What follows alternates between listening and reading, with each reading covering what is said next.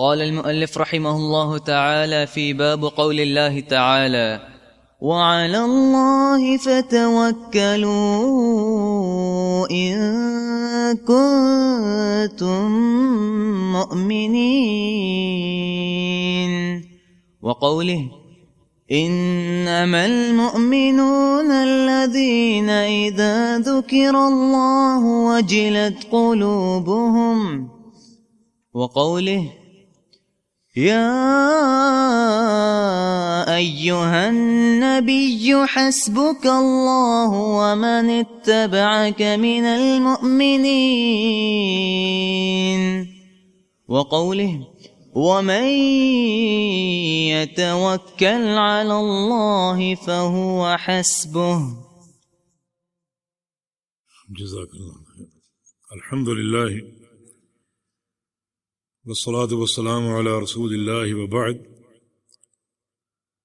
باب قول الله تعالى وعلى الله فتوكلوا إن كنتم مؤمنين. یہ باب بھی قرآن حکیم کی ایک آیت پر قائم ہے، اور ویسے اس کا عنوان ہونا چاہیے باب التوکل. باب التوکل، اور توکل بھی فعل قلبی ہے، یہ قلب عبادت ہے، اور سابقہ ابواب سے بڑی عمدہ ترتیب بنتی ہے. پیچھے آپ نے 2 باب پڑھے ہیں، باب المحبہ اور باب الخوف. محبت یہ اللہ تعالیٰ کی اطاعت اور اس کے امر کے امتثال کا نام ہے، اور خوف کی بنا پر بندہ اللہ تعالیٰ کی نافرمانی سے بچتا ہے اور گریز کرتا ہے. اور ان دونوں چیزوں کو حاصل کرنے کے لیے اس کی اطاعت کے حصول اور اس کی نافرمانی سے بچنے کے لیے، گناہوں سے اجتناب کے لیے ہمیں اللہ تعالیٰ کی ذات پر توکل کرنا چاہیے اور اس کی ذات پر بھروسہ کرنا چاہیے.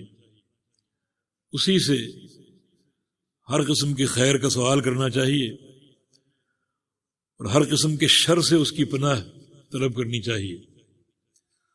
تو یوں ایک بڑی عمدہ ترتیب ہمارے سامنے آ رہی ہے کہ محبت کا باب امتثال امر کا مظہر ہے، اور پھر خوف کا باب نافرمانی سے بچاؤ کا مظہر ہے، اور توکل کا باب کہ ان شعبوں میں اور تمام شعبوں میں اللہ تعالیٰ پر توکل قائم کرنا ضروری ہے.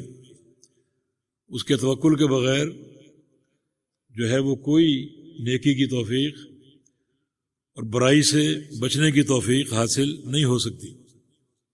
توکل جو ہے یہ اللہ تعالیٰ پر اعتماد کا نام ہے، اللہ تعالیٰ پر بھروسے کا نام ہے کہ اللہ رب العزت پر اعتماد کیا جائے ہر مطلوب کو حاصل کرنے کے لیے، اور ہر مکروہ یا شر سے بچنے کے لیے اسی پر اعتماد. اور توکل کی تعریف میں یہ بات ضروری آئے گی کہ بفعل الاسباب، اس کے دیے ہوئے اسباب کو اختیار کر کے، اسباب کو چھوڑ کر نہیں. جو لوگ اسباب کو چھوڑ کر توکل کرنا چاہتے ہیں وہ دین کے فہم سے عاری ہیں. دین کا حقیقی اور صحیح فہم توکل کے تعلق سے اسباب اختیار کرنے کا نام ہے. اللہ تعالیٰ پر بھروسہ اسباب کے بغیر نامکمل ہے، اور اسباب جو ہیں وہ اللہ پر توکل اور بھروسے کے بغیر نامکمل، یعنی دونوں چیزیں آپس میں لازم ملزوم ہیں. اس پر بھروسہ کرنا ہے اسباب کو اختیار کر کے، اور اسباب کو اختیار کرنا ہے اس پر بھروسے کے لیے. نبی علیہ السلام کی زندگی ہمارے لیے اسوہ حسنہ ہے کہ آپ صلی اللہ علیہ وسلم اسباب اختیار نہیں کرتے تھے، کیا آپ میدان جہاد میں لوہے کی درع پہن کر نہیں جاتے تھے؟ اپنے سر پہ لوہے کا خود پہن کر نہیں جاتے تھے؟ بلکہ جنگ احد میں رسول اللہ صلی اللہ علیہ وسلم پر 2 درع ثابت ہیں کہ آپ 2 درع پہن کر گئے تھے. یہ لوہے کی قمیص ہے جس کو پہن کر بندہ دشمن کے وار سے محفوظ رہتا ہے. یہ اسباب اختیار کرنے کا نام. رسول اکرم صلی اللہ علیہ وسلم ہجرت مدینہ میں اپنے ساتھ راہ بتانے والا گائیڈ لے کر نہیں گئے تھے جس نے راستے کی نشاندہی کی اور راستے کی رہنمائی کی. یہ سب اسباب اختیار کرنے کا نام ہے. اسباب اختیار کر کے اللہ پر توکل کیجیے. رسول اکرم صلی اللہ علیہ وسلم سفر پر جاتے زاد راہ ساتھ لے کر نکلتے. یہ نہیں کہ اللہ کے لیے سفر کر رہے ہیں اللہ پر توکل کرو. امیر عمر کے دور میں یمن سے ایک جماعت آئی حج کے لیے اور یہ طے کر کے آئی کہ یہ سفر اللہ رب العزت کے لیے ہے. یہ کھانا پینا زاد راہ کی ضرورت نہیں, اس پر توکل کریں. آپ نے بلا لیا انہیں, فرمایا کہ لستم متوکلین بل انکم متواکلون. تم متوکلین نہیں ہو, متواکلین ہو. متوکل توکل کرنے والے اور متواکل تکلف سے اپنے توکل کو ظاہر کرنے والے. تم حقیقی متوکل نہیں ہو بلکہ متواکل ہو, اور تم اس قسم کے تکلف سے اپنے توکل کو ظاہر کر رہے ہو. تو اسباب کو اختیار کرنا یہ حقیقی توکل ہے. کوئی شخص اگر کہے بھوک لگی ہے میں کھانا کھائے بغیر سیراب ہو جاؤں, اللہ پر توکل کروں. نہیں, کھانا کھا کر توکل کیجیے, پانی پی کر پیاس کو ختم کرنے کے لیے توکل کیجیے. اولاد کی محبت ہے, شادی کر کے اولاد کے حصول پر توکل کیجیے. تو اختیار اسباب یہ توکل کے لیے ضروری. ویسے ہمارا عقیدہ ہے کہ اللہ تعالی اسباب کا محتاج نہیں ہے. آدم علیہ السلام کو بغیر ماں باپ کے پیدا کر دیا, عیسیٰ علیہ السلام کو بغیر باپ کے پیدا کر دیا. وہ اسباب کا محتاج نہیں. لیکن جو قاعدہ عامہ اس نے ہمیں دیا ہے وہ اس کے بنائے ہوئے اسباب کو اختیار کرنے کا نام توکل. ایک شخص سے آپ نے فرمایا تھا کہ اے عقیل و توکل, اپنی اونٹنی کا پاؤں باندھو اور پھر توکل کرو. یہ نہیں کہ مسجد میں جا رہا ہوں اور اونٹنی اللہ کے توکل پر چھوڑ دوں. نہیں, وہ بہت دور چلی جائے گی, تم سے گم ہو سکتی. پہلے اس کو باندھو اور باندھ کر اللہ کی ذات پر توکل کرو. تو توکل اختیار اسباب کا نام ہے. تو اس کی جامع تعریف یہی ہوگی کہ ہر خیر چیز کے حصول کے لیے, ہر مکروہ اور شر سے بچاؤ کے لیے متعلقہ اسباب کو اختیار کر کے اللہ تعالیٰ پر توکل کرنا. اور یہ توحید کا اہم ترین شعبہ ہے, اہم ترین شعبہ. توکل کے باب کا توحید سے کیا تعلق ہے؟ اس لیے کہ توکل اللہ یہ توحید کا ایک اہم شعبہ ہے, اور توکل علی غیر اللہ یہ شرک اکبر ہے. لہذا شرک کی مذمت کے لیے اور اس توحید کے اہم شعبے کے اثبات کے لیے یہ باب قائم کیا اور کتاب التوحید میں اس کو شامل کیا. توکل کی بھی کئی اقسام ہیں. ایک ہے حقیقی اللہ پر توکل, توکل علی اللہ, جو کہ فرض ہے. بندہ توکل کے فہم کے لیے یہاں سے شروع کرے. یہ پوری کائنات اللہ کی پیدا کردہ, اللہ کی مملوک ہے, اللہ کی مخلوق ہے, اللہ تعالیٰ کی مرزوق ہے. یعنی پوری کائنات کا صلہ اور تعلق اللہ تعالیٰ سے. اللہ تعالیٰ ہی پوری کائنات کا خالق ہے, مالک اور رازق ہے. جب وہی اس دنیا کا خالق ہے, اسباب کا پیدا کرنے والا ہے, تو وہی عطا کرنے والا ہے.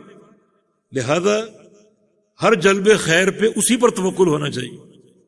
چنانچہ وہ امور جن امور کی عطا پر صرف اللہ ہی قادر ہے, ان امور پر صرف اللہ پر توکل کرنا یہ نقطہ توحید ہے, اصل توحید ہے. اور جن امور پر اللہ قادر ہے ان امور کے حصول کے لیے غیر اللہ پر توکل کرنا شرک اکبر ہے. اور یہ بات ہمارے معاشرے میں موجود ہے. میرا تعلق صوبہ سندھ سے ہے، پاکستان سے، اور سندھ میں ایسے لاتعداد لوگ آپ کو ملیں گے جن کا تعلق مشائخ سے ہے، جن کو وہ شیخ یا پیر کہتے ہیں، اور ان کا طریقہ کار صرف یہی ہے کہ ان کو سالانہ کوئی نذرانہ پیش کر دیا جائے، بس یہ کافی. اب یہ ہماری پوری جو امور ہیں دنیا کے، آخرت کے، قبر کے، یہ سب کے متولی بن گئے، یہ سب کے کارساز بن گئے. دنیا کی خیر دینے والا کون ہے؟ اللہ رب العزت. کل قبر میں امن دینے والا کون ہے؟ اللہ رب العزت. اور اسات قیامت بھی امن دینے والا کون ہے؟ اللہ رب العزت. مگر وہ ان تمام امور میں غیر اللہ کو کارساز مانتا، بس اسے نذرانہ پیش کر دیا جائے اور وہ سارے امور کے کارساز ہیں. ان سارے امور پر ان پر توکل قائم ہو جاتا ہے. یہ شرک اکبر ہے. یہ صورت شرک اکبر، یعنی وہ امور، وہ کام جن کاموں کی قدرت صرف اللہ تعالیٰ کو حاصل ہے، صرف اللہ ہی ان پر قادر ہے، ان امور پر غیر اللہ پر توکل شرک اکبر. اولاد دینے والا کون ہے؟ اللہ رب العزت. آپ حصول اولاد کے لیے کسی غیر پر توکل کریں، یہ شرک اکبر ہوگا. الغرض جو بھی امور اور جو بھی کام ہے اللہ تعالیٰ جن پر قادر ہے، روزی رسان وہ ہے، رزق دینے والا وہ ہے، اللہ ہی سے طلب کیے جائے، اسی سے استغاثہ کیا جائے، اسی سے استعانہ کیا جائے، اسی سے دعا کی جائے. ان امور میں غیر اللہ سے دعا، غیر اللہ سے استعانہ اور استغاثہ، ان پر توکل کرنا شرک اکبر اور توحید کے منافی ہے. توکل کی ایک صورت یہ ہے کہ جو لوگ زندہ ہیں ان پر توکل کیا جائے دنیاوی امور کے حصول کے لیے، دنیاوی امور کے حصول کے لیے ان پر اعتماد کیا جائے، توکل کیا جائے. بس وہ امور اگر تحت القدرہ ہیں، ان کی قدرت کے تحت آتے ہیں، جیسے حاکم وقت ہے، بہت سے وسائل کا وہ مالک ہے، تو اس سے سوال کرنا کسی چیز کا، یا بہت سے کام وہ انجام دیتا ہے، مثلا امن فراہم کرتا ہے، تو فراہمی امن میں اس پر اگر اعتماد ہو اور ساتھ ساتھ عقیدہ یہ ہو کہ توفیق اللہ کی ہوگی، تو ان امور میں جو تحت القدرہ ہیں آپ غیر اللہ پر توکل کر سکتے ہیں، مگر اس عقیدے کے ساتھ، یقین کے ساتھ کہ توفیق من جانب اللہ ہے، اور یہ اللہ کی قدرت کے تابع ہے، اللہ تعالیٰ کی قدرت کے تابع ہے. یعنی غیر سے ایک توقع قائم ہو سکتی ہے، مگر اللہ رب العزت کی قدرت اور اس کی عطا کے عقیدے کے ساتھ. بہت سے امور ایسے ہیں ان میں آپ لوگوں کو استعمال کرتے ہیں. آپ کی ایک کمپنی ہے اور کسی شخص کو آپ نے مقرر کیا ہے بیع و شراء پر، خرید و فروخت پر. اب وہ خرید و فروخت کے امور انجام دیتا ہے، اسے آپ نے رکھا ہے، ان امور میں اس پر بھروسہ کرنا پڑے گا. لیکن یہ وہ امور ہیں جو تحت القدرہ ہیں اور اس کی استقامت کی توفیق اللہ کی طرف سے، یہ شرک نہیں ہے. لیکن وہ امور جو فوق القدرہ ہیں، جن پر اللہ رب العزت قادر ہے، ان امور کی طلب اور ان امور کی خاطر غیر اللہ پر توکل کرنا شرک اکبر ہے اور توحید کے منافی ہے. اس لیے فرمایا کہ وعلی اللہ فتوکلوا ان کنتم مؤمنین، صرف اللہ ہی پر توکل کرو اگر تم مومن ہو. یہاں دو تاکیدیں استعمال ہوئی، وعلی اللہ فتوکلوا. جملہ سیدھا اس طرح ہوتا ہے فتوکلوا علی اللہ، فتوکلوا علی اللہ. یہ علی جار اور لفظ جلالہ اللہ مجرور ہے، اور جار مجرور مل کے متعلق ہیں یہ توکلوا کے. تو جو متعلق ہوتا ہے وہ پہلے ہوتا ہے، متعلق بعد میں آتا ہے. لیکن یہاں ترتیب اس کے معکوس ہے، وعلی اللہ جار مجرور پہلے ہے اور متعلق بعد میں ہے. اس قسم کے انداز سے عبارت میں حصر پیدا ہوتا ہے، عبارت بند ہو جاتی ہے ایک مفہوم میں. اس کا معنی اب یہ کریں گے اللہ ہی پر توکل کرو، جیسے سورہ فاتحہ میں ایاک نعبد. اصل ترتیب یوں ہے نعبد ایاک، نعبد کا پہلے فعل پھر فاعل پھر مفعول. یہاں پہلے مفعول ہے اور فعل فاعل بعد میں. یہ ترتیب معکوس کیوں ہے؟ عبارت میں زور حصر اور تاکید پیدا کرنے کے لیے. اب ایاک نعبد کو ترجمہ آپ کیا کرتے ہیں کہ تیری ہی عبادت کرتے ہیں, تیرے علاوہ کسی کی عبادت نہیں کرتے. یہ ترجمہ درست ہے. ترجمہ ہم نے کہاں سے لیا؟ اس عبارت کے اسلوب سے. عبارت میں مفعول مقدم ہے اور فعل فاعل اس کے بعد آ رہے ہیں. حالانکہ جو سیدھی عبارت ہے اس میں پہلے فعل ہے, پھر فاعل ہے, پھر مفعول ہے. یہاں پہلے مفعول ہے, پھر فعل فاعل ہے. تو اس انداز سے عبارت میں ایک حصر پیدا ہوتا ہے کہ تیری ہی عبادت کرتے. ہی کہاں سے آیا؟ اسی اسلوب حصر سے. اور تیرے علاوہ کسی کی عبادت نہیں کرتے. اور ایاک نستعین, تجھ ہی سے استعانت کرتے, تیرے علاوہ کسی سے استعانت نہیں کرتے. یہ انداز حصر, یہ ایک قسم کی تاکید ہے. اللہ ہی پر توکل کرو, اللہ تعالیٰ کے علاوہ کسی پر توکل نہ کرو. ایک یہ تاکید. دوسرا, ان کنتم مؤمن, اگر تم مومن ہو, تمہارے ایمان کی بقا, تمہارے ایمان کی سلامتی, تمہارے ایمان کی حفاظت توکل اللہ پر. اور اگر تم نے غیر اللہ پر توکل کیا تو یہ شرک اکبر توحید کے منافی ہے, پھر تم دائرہ توحید سے خارج ہو جاؤ. جی فرمایا کہ انما المؤمنون الذین اذا ذکر اللہ وجلت قلوبهم واذا تلیت علیہم آیاتہ زادتہم ایمانا وعلی ربہم یتوکلون. یہاں بھی انما, یہ کلمہ حصر, انما کلمہ حصر. اس کلمے سے بھی عبارت میں حصر اور تاکید پیدا ہوتی ہے کہ مومن تو صرف وہ ہیں, مومن تو صرف وہ ہیں اذا ذکر اللہ, جب اللہ کا ذکر کیا جائے ان کے سامنے, وجلت قلوبہم, ان کے دل نرم ہو جاتے ہیں, رونگٹے کھڑے ہو جاتے ہیں. وَإِذَا تُلِيَتْ عَلَيْهِمْ آيَاتُهُ, اور جب ان پر اللہ کی آیتیں پڑھی جاتی ہیں اور قرآن کی تلاوت کی جاتی ہے, زادتہم ایمانا, ان کا ایمان بڑھ جاتا ہے, ان کے ایمان میں اضافہ ہوتا ہے. یہ مومن کے ایمان کی شان ہے کہ ان کا ایمان بڑھتا ہی جاتا ہے, بڑھتا ہی جاتا ہے. یہ اہل الرائے کہتے ہیں کہ ایمان بڑھتا نہیں ہے.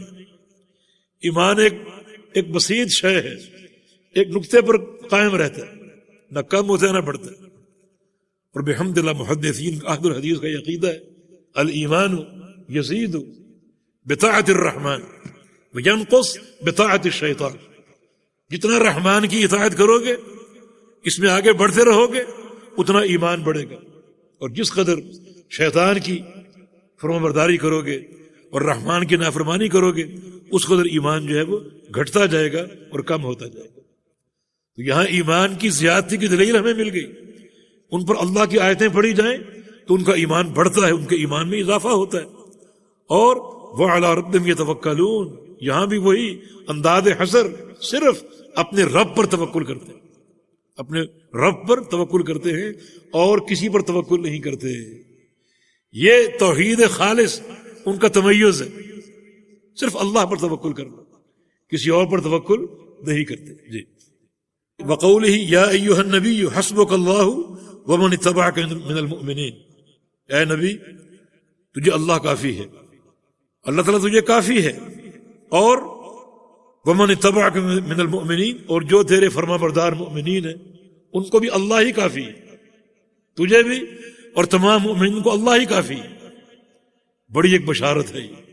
اگر ہم اللہ تعالیٰ کی کفایت میں آ جائیں کہ اللہ ہمارے لیے کافی, اس دائرے کے اندر اپنے آپ کو بند کر لیں توکل اللہ کے ساتھ کہ وہی ہمیں کافی ہے, ہمیں کسی کی ضرورت نہیں, کسی کے سہارے کی ضرورت نہیں, اور کسی پر اعتماد کی ضرورت نہیں, اللہ تعالیٰ ہی کافی ہے. تو یہ ایک عظیم الشان بشارت ہے. توکل کا اجر جو بیان ہوا ہے, کسی اور عمل کا یہ اجر نہیں. وَمَن يَتَوَكَّلْ عَلَى اللَّهِ فَهُوَ حَسْبُهُ, جو اللہ پر توکل کرے گا اللہ اس کے لیے کافی ہے. جو عام عمل ہیں ان کا اجر اور طرح سے آتا ہے, فلاں کام کرو گے جنت مل جائے گی, ٹھیک ہے, فلاں کام کرو گے گناہ معاف کر دوں گا, یہ اجر کی صورت ہے. اللہ پر توکل کرو گے اللہ تمہارے لیے کافی ہوگا. ابن قیم فرماتے ہیں کہ یہ وہ بشارت ہے کہ اور کوئی بشارت اس کا مقابلہ نہیں کر سکتی کہ اللہ ہمارے لیے کافی. تو اس توکل ہی کے ساتھ اللہ تعالیٰ ہمارے لیے کافی ہے, ہمیں کسی کے سہارے کی ضرورت نہیں. وقولہ ومن یتوکل علی اللہ فہو حسبہ, وہی آیت کریمہ جو اللہ پر توکل کرے گا اللہ اس کے لیے کافی ہے. جی. وعن ابن عباس رضي الله عنهما قال حسبنا الله ونعم الوكيل قالها إبراهيم عليه السلام حين ألقي في النار، وقالها محمد صلى الله عليه وسلم حين قالوا له إن الناس قد جمعوا لكم فاخشوهم فزادهم إيمانا وقالوا حسبنا الله ونعم الوكيل. بارک اللہ فیک. یہ صحیح بخاری میں یہ عبداللہ بن عباس کی تفسیر ان کا قول ہے جس میں توکل کی فضیلت مذکور ہے. ایک ایسا کلمہ جو توکل کا کلمہ ہے، جس کلمے میں توکل کا معنی ہے اور توکل پایا جاتا ہے، اس کلمے کی ادائیگی کیا اس کا اجر ہے اور اللہ تعالیٰ کس طرح اس پر راضی ہوتا ہے. وہ کلمہ دونوں خلیلوں نے اپنی زندگی میں ادا کیا تھا. خلیل دو ہی ہیں نا، ابراہیم علیہ السلام خلیل اللہ اور محمد صلی اللہ علیہ وسلم خلیل اللہ. یہ خلیلین کا یہ کلمہ تھا، خلیلین کا یہ قول تھا جو انہوں نے ادا کیا تھا. ابن عباس فرماتے ہیں کہ حسبنا اللہ و نعم الوکیل. کیا معنی اس کا؟ اللہ ہمارے لیے کافی، ہمیں کافی، وہ نعم الوکیل، اور وہ سب سے بہترین کارساز ہے. وہی ہمارا کارساز ہے، وہی ہمیں کافی. اس میں توکل کا معنی ہے کہ ایک شخص عقیدتاً اس حقیقت سے جڑ جائے، منسلک ہو جائے کہ اللہ ہی ہمیں کافی ہے. جس کا تقاضا کیا ہے اسی پر ہم توکل کریں گے، بس اور کسی پر نہیں. یہ کلمہ توکل کا کلمہ ہے، عظیم الشان کلمہ. فرماتے ہیں کہ قالہ ابراہیم علیہ السلام، یہ کلمہ ابراہیم علیہ السلام نے کہا. کب؟ حین القی فی النار، جب ان کو آگ میں ڈالا گیا. جب ان کو آگ میں ڈالا گیا اس وقت کہا تھا انہوں. اور پھر آگ کیا ہوگی؟ یا نار کونی بردم و سلام علی ابراہیم، اے آگ ٹھنڈی ہو جا اور سلامتی والی ہو جا ابراہیم پر. توکل کس پر کیا؟ اللہ تعالیٰ، اللہ تعالیٰ کارساز. بعض روایتوں میں ہے کہ جبریل امین آئے جب وہ ہوا ہی میں تھے اور کہا کہ آپ اشارہ کریں، آپ کی مدد کر دیں، آپ کیا چاہتے ہیں؟ فرمایا کچھ نہیں چاہتا. کیسا توکل اللہ تعالیٰ؟ عملی توکل، عملی توکل. ابراہیم علیہ السلام کہہ سکتے تھے جبریل سے کہ تم مجھے بچا لو یا اس آگ کو کہیں اور لے جاؤ، وہ اس پر قادر تھے. پوری آگ کو اٹھا کے دور پھینک دیتے، ابراہیم علیہ السلام کو اٹھا کر دور لے جاتے. ان میں یہ طاقت تھی، اللہ تعالیٰ نے یہ طاقت ان کو دے رکھی. مگر ابراہیم علیہ السلام نے جبریل امین سے کوئی ایسا نہ سوال کیا نہ ایسی ان سے توقع قائم کی، بلکہ کیا فرمایا؟ حسبنا اللہ و نعم الوکیل، اللہ کافی ہے اور وہ بہترین کارساز ہے. میرے حال کو وہ جانتا ہے، اس سے کوئی چیز مخفی نہیں، وہ میرے لیے کافی. اللہ تعالیٰ نے کیا فرمایا؟ یا نار کونی بردن و سلاما علی ابراہیم، اے آگ ٹھنڈی ہو جا اور سلامتی والی ہو جا. اتنی ٹھنڈی نہ ہو جانا کہ تیری ٹھنڈک سے نقصان پہنچے، نہیں، ٹھنڈک میں سلامتی ہے، ایک بال بھی نہ جلے. اللہ نے بچا لی اس کلمے کی برکت سے. یہ توکل کی فضیلت، توکل کا فائدہ، اللہ نے آگ کو ٹھنڈا کر دیا. اور یہی کلمہ وقالہ محمد صلی اللہ علیہ وسلم، یہی کلمہ محمد رسول اللہ صلی اللہ علیہ وسلم نے ادا کیا تھا اور کہا تھا حین قالوا له ان الناس قد جمعوا لكم فاخشوهم، کہ لوگ اکٹھے ہو کر آ رہے ہیں آپ پر حملے کے لیے، آپ ڈر جائیں آپ. فزادہم ایمانا، مگر وہ ڈرے نہیں بلکہ ان کے ایمان میں اور اضافہ ہو گیا، ان کا ایمان اور بڑھ گیا. اور انہوں نے وہی کہا جو اللہ کے پیغمبر نے کہا، وقالوا حسبنا اللہ و نعم الوکیل، اللہ ہمیں کافی ہے اور وہ سب سے بہترین کارساز ہے. یہاں قصہ یہ ہے کہ جب ابو سفیان اور اس کی جو قوم تھی اہل مکہ، مشرکین مکہ، جب جنگ احد میں شکست کھا کے بھاگے، یہ میدان احد کئی بار پلٹا، مسلمانوں کو فتح ہوئی، پھر کفار نے دوبارہ حملہ کیا، مسلمانوں کو عارضی طور پہ تکلیف کا، زخموں کا اور شہادتوں کا سامنا کرنا پڑا. پھر مسلمان دوبارہ پلٹے اور کفار پر حملہ کیا اور وہ بھاگے میدان چھوڑ کر، بالآخر ان کو شکست خوردہ ہو کر بھاگے۔ راستے میں ابو سفیان نے دوبارہ فیصلہ کیا کہ ہم نے ان کو کافی زخم پہنچائے ہیں اور کافی ان کی موتیں ہوئی ہیں، تو کیوں نہ ہم دوبارہ پلٹیں، اپنی طاقت کو سمیٹ کر ایک حملہ ان پر اور کریں، ہو سکتا ہے ہم ان کو تباہ کرنے پر کامیاب ہو جائیں۔ چنانچہ یہ اس نے پروگرام بنا لیا، ارادہ کر لیا اور اپنی جمعیت کو اکٹھا کرنے لگا۔ اسی وقت ایک قافلہ مدینہ کی سمت میں آ رہا تھا، جس نے نبی علیہ السلام کو خبر دے دی۔ بہرحال اللہ کے پیغمبر صلی اللہ علیہ وسلم تک اطلاع پہنچ گئی کہ کفار کا یہ ارادہ ہے۔ ابھی تازہ یہ معرکہ ختم ہوا اور 70 شہادتیں، اور زخمی تو سبھی ہوئے تھے، نبی علیہ السلام بھی زخمی ہوئے۔ تو ان حالات میں دوبارہ لڑائی کے لیے تیار ہونا کار دارت، مگر سبحان اللہ، رسول اللہ صلی اللہ علیہ وسلم نے کیا فرمایا اور صحابہ انہوں نے کیا فرمایا؟ حسبنا اللہ و نعم الوکیل، آ جاؤ، اللہ ہمیں کافی ہے اور بہترین کارساز، ہم تیار ہیں، دوبارہ آؤ سبارہ آؤ، ہم تیار ہیں، اللہ ہمیں کافی۔ بس یہ جملہ اللہ رب العزت نے قبول کیا اور ابو سفیان کے ارادے کو تبدیل کر دیا، اس کا ارادہ تبدیل ہو گیا، اس کے دل میں خوف اور ہیبت بیٹھ گئی اور وہ مدینہ آنے کی بجائے مکہ روانہ ہو گیا۔